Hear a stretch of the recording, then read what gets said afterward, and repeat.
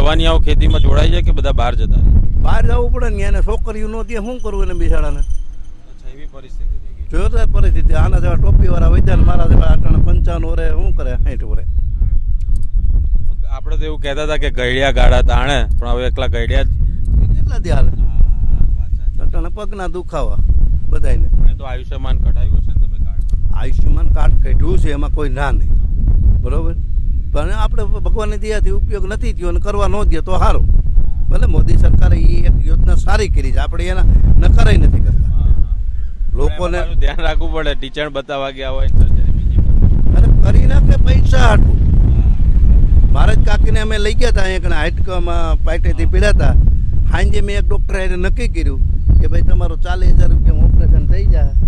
હું બતાવી દઉં ઓલાને કે વાડી જાવતા પડી ગયા. મેં કાંઈ વાંધો નહીં. સવારે કે તમારે 5,000 બીજા દેવાના છે ને, કે ટોપી